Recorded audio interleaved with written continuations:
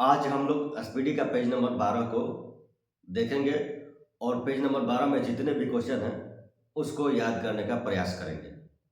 हमारा मकसद यही है कि इस एसपीडी के जितने भी पेज हैं उनको लाइन बाय लाइन याद कर लेना है।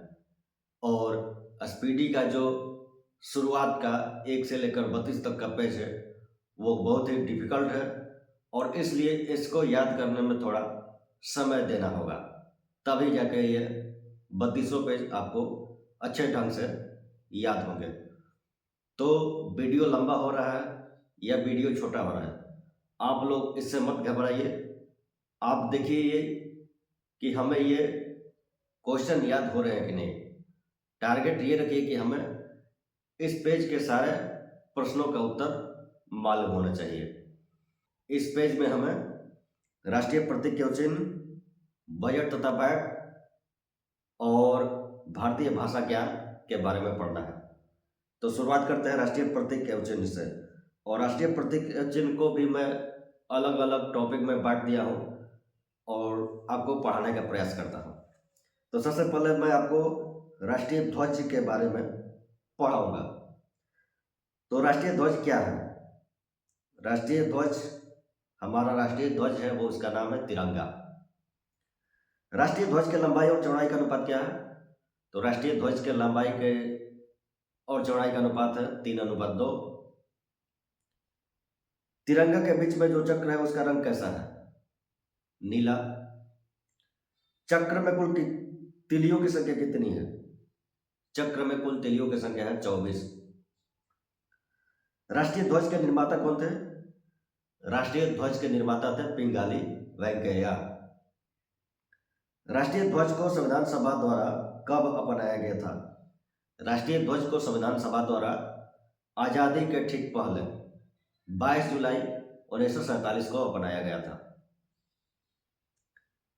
लोगों को इसे ससम्मान फहराने की अनुमति कब प्रदान की गई?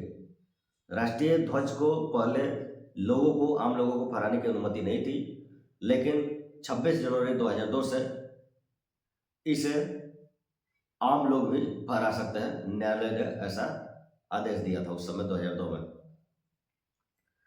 भारत का झंडा गीत कौन सा है और इसके लेखक कौन है?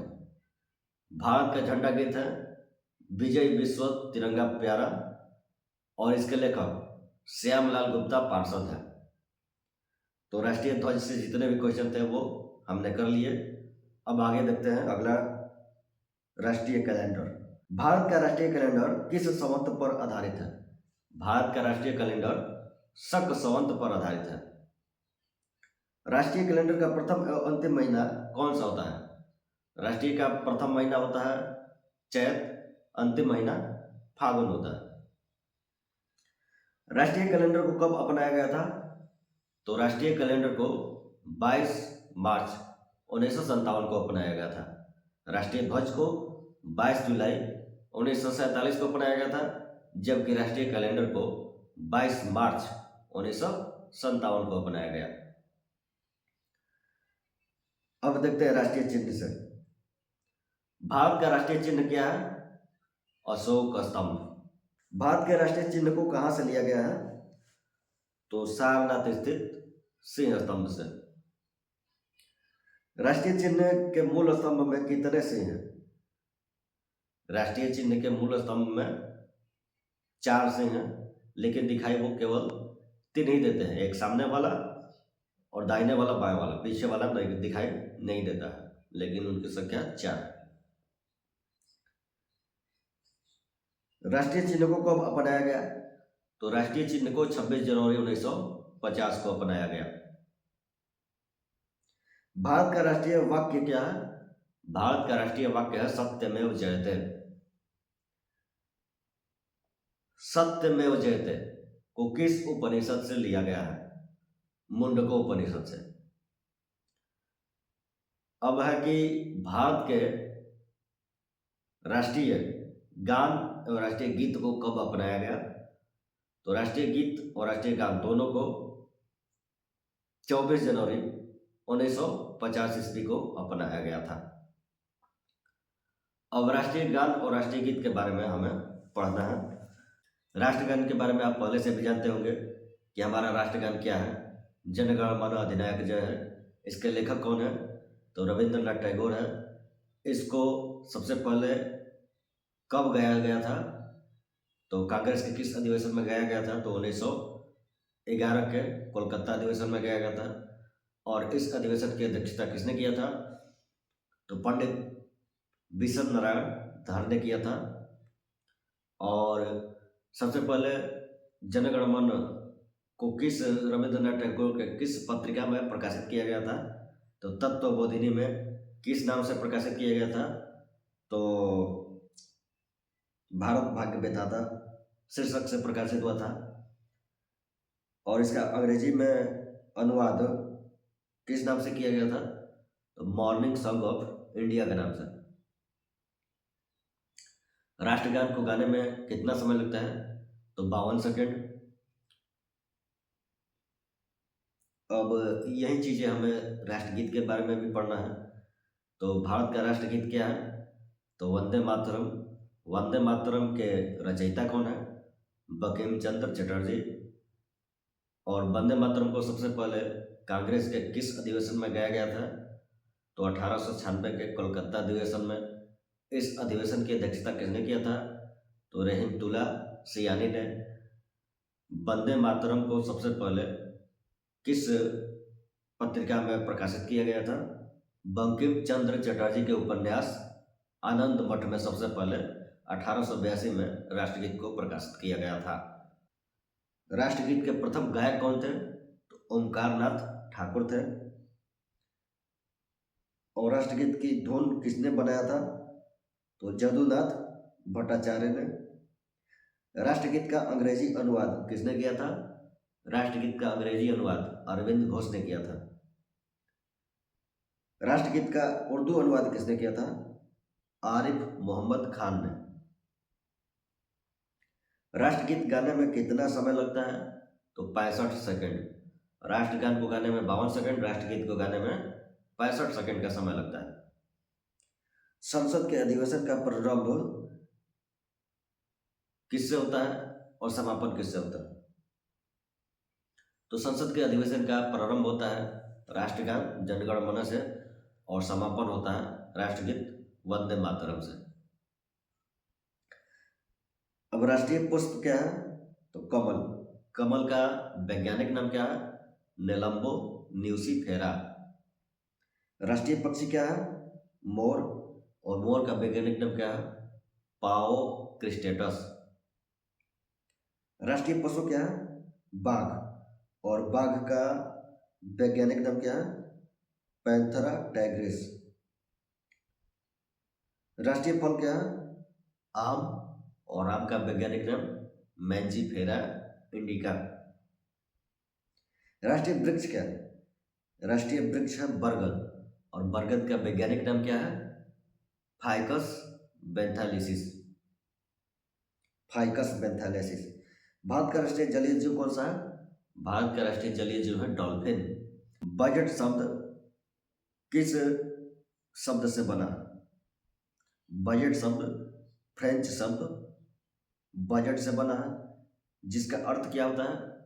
तो बजट शब्द का शाब्दिक अर्थ होता है चमड़े का थैला। सर्वप्रथम बजट शब्द का प्रयोग किस देश में आय व्यय के रूप में प्रारंभ हुआ था? तो सर्वप्रथम 1803 में बजट शब्द का प्रयोग फ्रांस में आय व्यय के रूप में प्रारंभ हुआ था।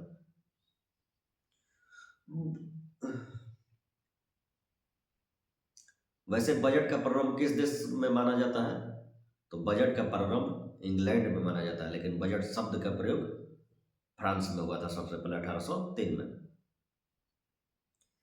भारत में बजट प्रणाली की शुरुआत का श्रेय किस वायसराय को जाता है?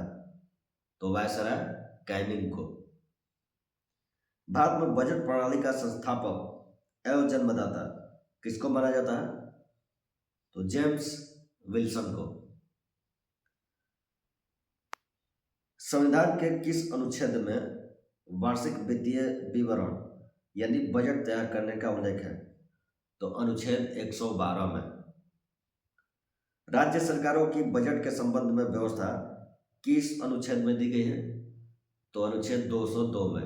112 में केंद्रीय बजट है, 202 में राज्य सरकारों के बजट के बारे में है।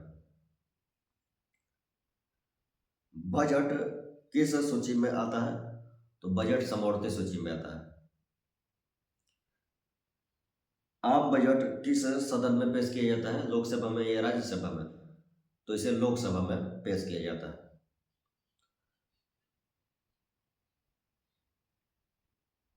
बजट को किस तारीख को पेश किया जाता है? तो 1 फरवरी को। कब से? वर्ष 2017-18 के सामान्य बजट को वित्त मंत्री फरवरी माह के प्रथम कार्य दिवस को पेश करता है। पहले इसे अंतिम फरवरी में पेश किया जाता था, लेकिन 2017-18 से 1 फरवरी को पेश किया जा रहा है। वित्तीय वर्ष किस तारीख से प्रारंभ होता है? 1 अप्रैल से। रेल बजट को सामान्य बजट से अलग किस समिति की संस्तुति पर 1924-25 में किया गया था? तो एकवर्थ समिति की संस्तुति पर।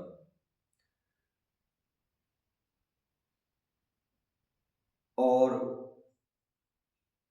रेल बजट को पुनः सामान्य बजट में कब मिला दिया गया? तो 2017 में। जब नरेंद्र मोदी सरकार आई तो 2017 में इसे सामान्य बजट में मिला दी, रेल बजट को। स्वतंत्र भारत का पहला बजट 26 नवंबर 1947 को किसने पेश किया? आर.के. सन्मुख चेट्टी ने। और गणतंत्र भारत का पहला बजट वर्ष 1950 में किसने पेश किया था? तो जॉन मथाई ने। स्वतंत्र भारत का पूछे तो आर.के. सन्मुख चेट्टी, और गणतंत्र भारत का पहला बजट किसने पेश किया था? तो इसका आंसर होगा जॉन मथाई। भारत में सबसे ज्यादा बार बजट पेश करने वाले व्यक्ति कौन थे? तो मोरारजी देसाई, ये 10 बार बजट पेश किए हैं। भारत सरकार के बजट के आंकड़ों में कुल व्यय और कुल प्राप्तियों के बीच का अंतर क्या कहलाता है? तो कुल व्यय और कुल प्राप्तियों के बीच का अंतर बजटीय घाटा कहलाता है। व्यय ज्यादा हुआ है और प्राप्ति कम हुआ है, तभी तो व्यय में से बजट प्राप्ति को घटा रहे हैं, तो इसे बजटीय घाटा कहते हैं। आउटकम बजट पहली बार कब और किसने प्रस्तुत किया था? आउटकम बजट पहली बार 25 अगस्त 2005 को पी चिदम्बरम ने प्रस्तुत किया था। शून्य आधारित बजट का अर्थ क्या है? हर बार बिल्कुल नए सिरे से बजट तैयार करना शून्य आधारित बजट कहलाता है। भारत में शून्य आधारित बजट सर्वप्रथम किसने और कब पेश किया था? तो भारत में सर्वप्रथम शून्य आधारित बजट राजीव गांधी ने 1987-88 में पेश किया था।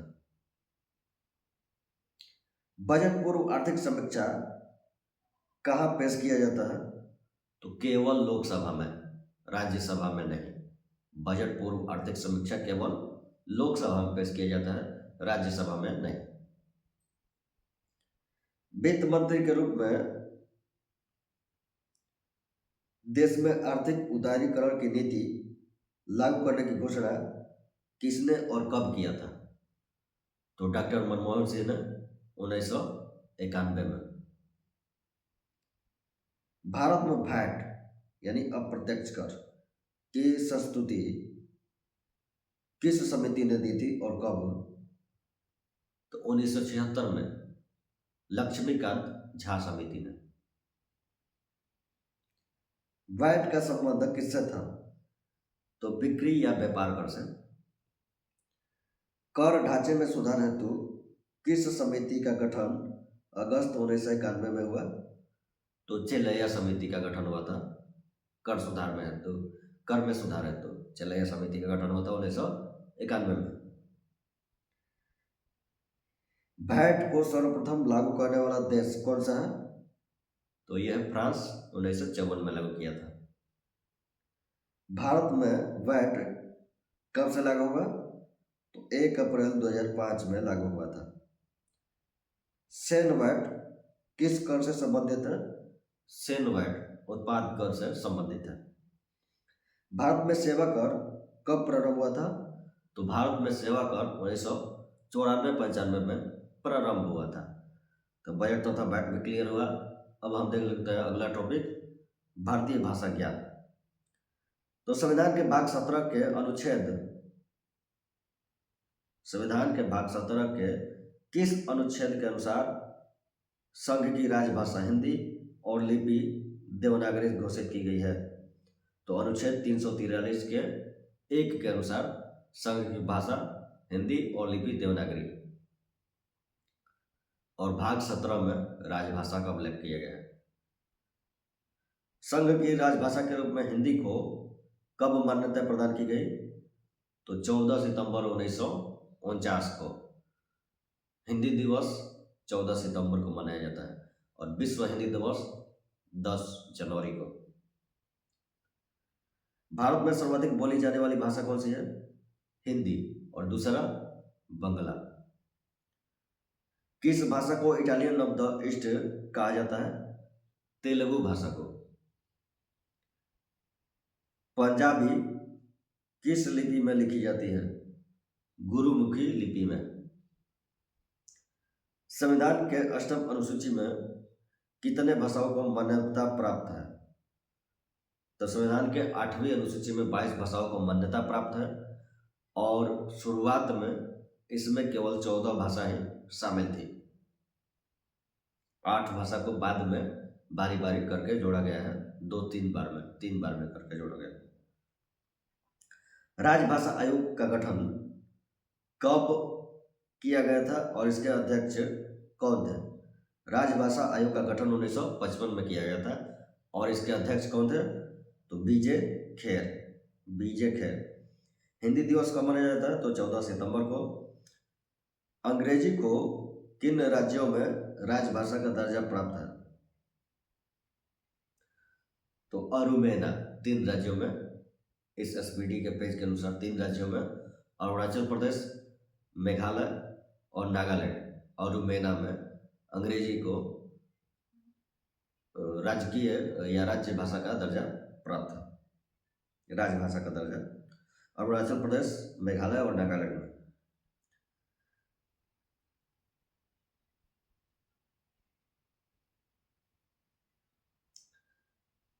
भारत में कितने भाषाओं को शास्त्रीय भाषा का दर्जा प्राप्त है?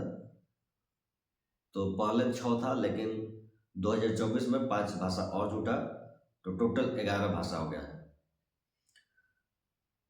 तो उनका नाम बताइए। तमिल, संस्कृत, कन्नड़, तेलुगु, मलयालम, ओडिया।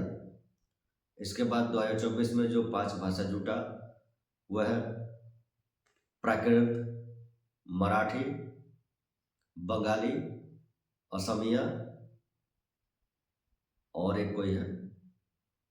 प्राकृत हुआ, मराठी हुआ, बंगाली हुआ, असमिया और कुछ छूट रहा है, अभी याद नहीं आ रहा।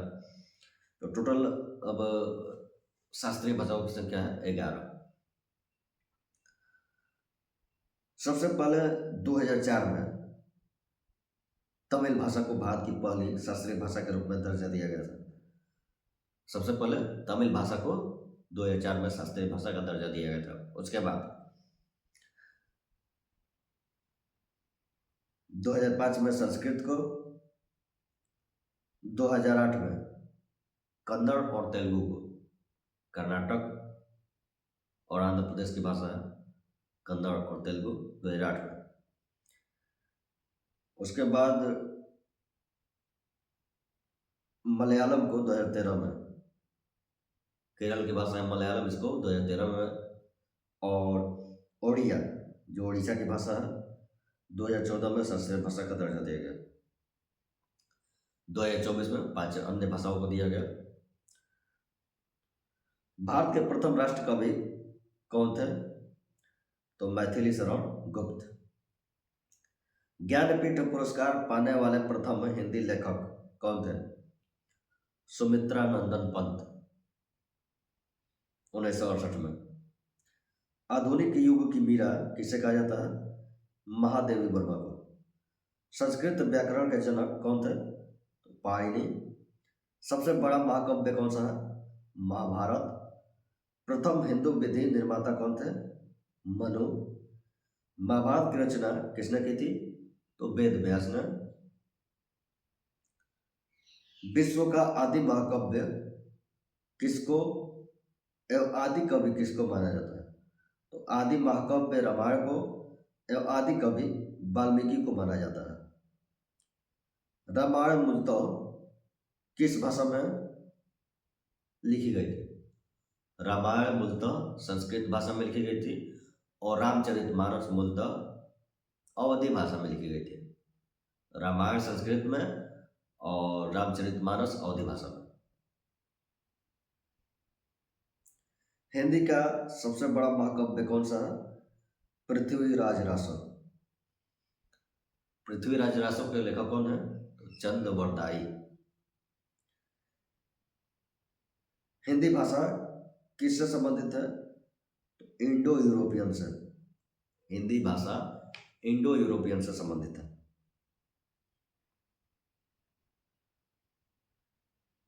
भारत का शेक्सपियर किसे कहा जाता है? तो कालिदास को। सुकुमार कवि कौन कहलाते हैं? तो सुमित्रा नंदन पंत। सुमित्रा नंदन पंत को ही हिंदी का पहला ज्ञानपीठ पुरस्कार मिला था और इन्हें सुकुमार कवि कहा जाता है। सुकुमार कवि सुमित्रा नंदन पंत को। विश्व की सबसे प्राचीन भाषा कौन सी है? सुमेरियन। भारत का आइंस्टीन किसे कहा जाता है? नागार्जुन को। कलम का सिपाही किसे कहा जाता है?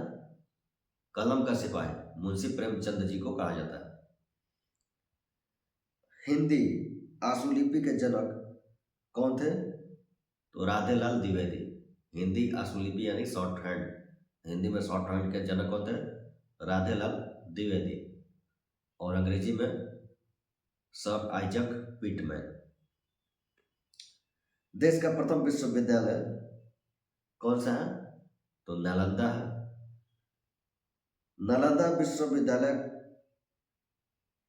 का स्थापना किसने किया था? तो गुप्त शासक कुमारगुप्त प्रथम ने। कब? 450 ईस्वी में। और नालंदा विश्वविद्यालय को पुनर्जीवित किसने किया था? तो धर्मपाल ने। धर्मपाल ये पाल वंश के शासक थे।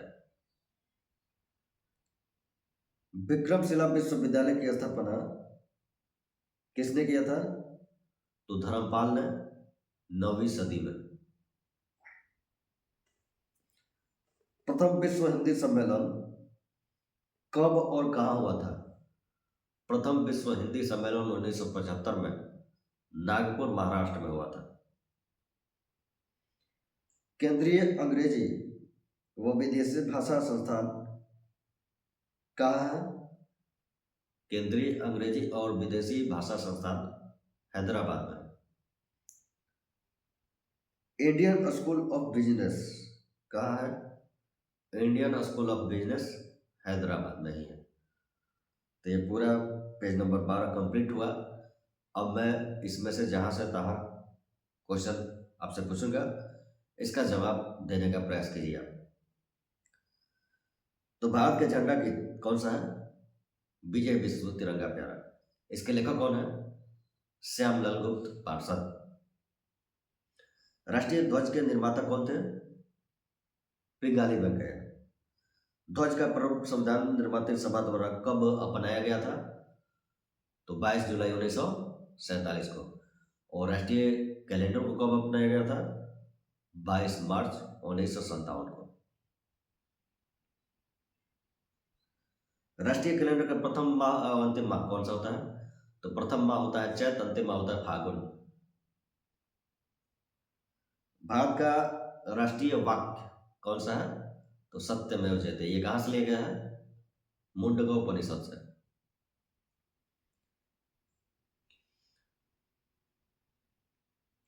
भारत सरकार ने राष्ट्रीय चिन्ह को कब अपनाया था? तो 26 जनवरी 1950 को। राष्ट्रीय गीत और गान को कब अपनाया गया था? तो राष्ट्रीय गीत और गान को 24 जनवरी 1950 को बनाया गया था। राष्ट्रीय गीत को गाने में कितना समय लगता है? तो 65 सेकंड। और राष्ट्रीय गान को गाने में 52 सेकंड। राष्ट्रीय गान को सबसे पहले कब गाया गया था? तो कांग्रेस के कोलकाता अधिवेशन में 1911 में। और इसकी अध्यक्षता किसने किया था? तो पंडित बिशन नारायण धर ने। सर्वप्रथम राष्ट्रगान को किस पत्रिका में लिखा गया था, प्रकाशित किया गया था? तो तत्वबोधिनी में 1912 में, जनवरी 1912 में तत्वबोधिनी पत्रिका में। किस नाम से? तो भारत भाग्य विधाता शीर्षक से प्रकाशित किया गया। इसका अंग्रेजी में अनुवाद किस नाम से हुआ? मॉर्निंग सॉन्ग ऑफ इंडिया के नाम से। राष्ट्रीय गीत के प्रथम गायक कौन थे? तो ओमकार नाथ ठाकुर थे। और राष्ट्रीय गीत की धुन किसने बनाई थी? जदुनाथ भट्टाचार्य ने। राष्ट्रीय गीत का अंग्रेजी अनुवाद किसने किया था? अरविंद घोष ने। तथा उर्दू अनुवाद आरिफ मोहम्मद खान ने किया था। राष्ट्रीय वृक्ष बरगद का वैज्ञानिक नाम क्या है? तो फाइकस बेंथालेसिस। भारत का राष्ट्रीय जलीय जीव कौन सा है? डॉल्फिन।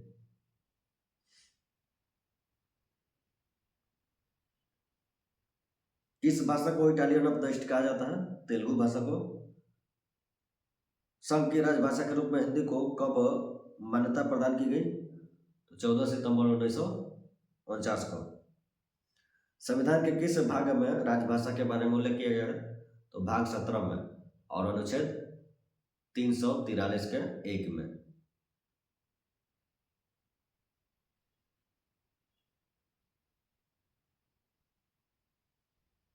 सुकुमार कवि किसे कहा जाता है? तो सुमित्रा नंदन पंत को।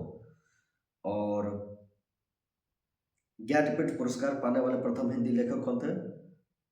सुमित्रा नंदन पंत ही थे।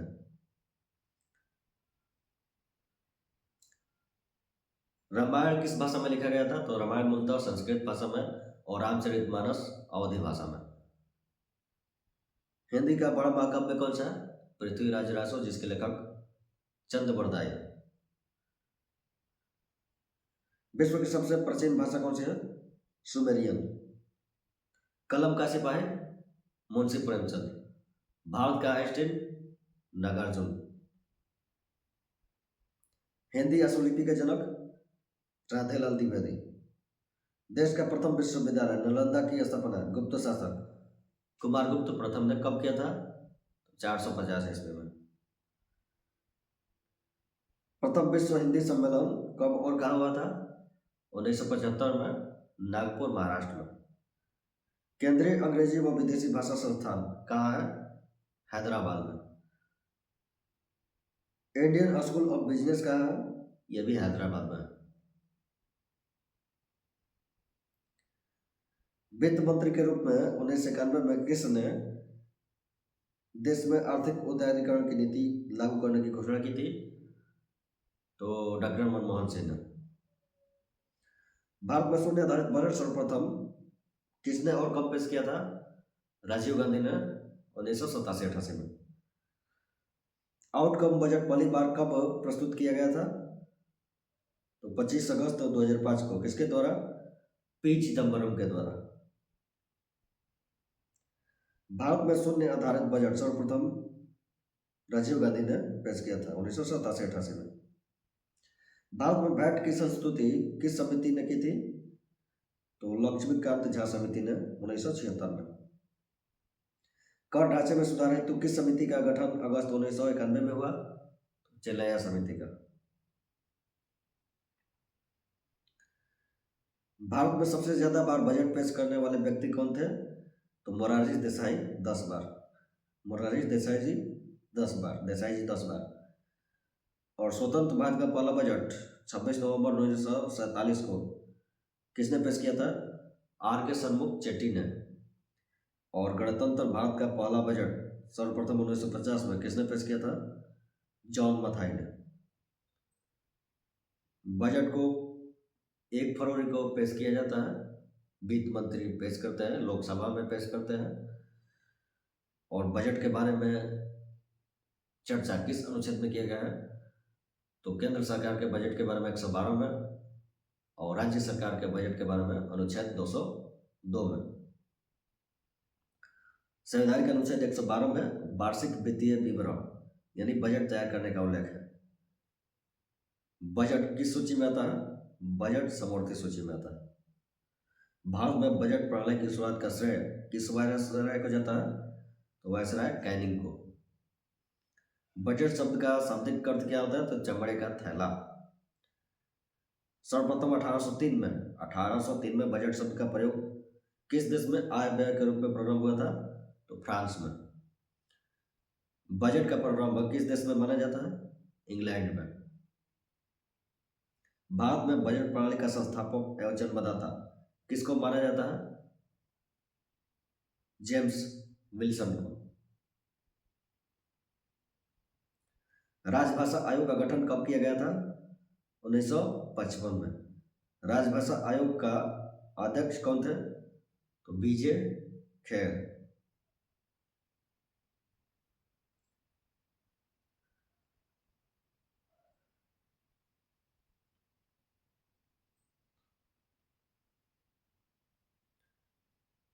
राष्ट्रीय ध्वज के निर्माता कौन थे? तो पिंगाली वेंकैया।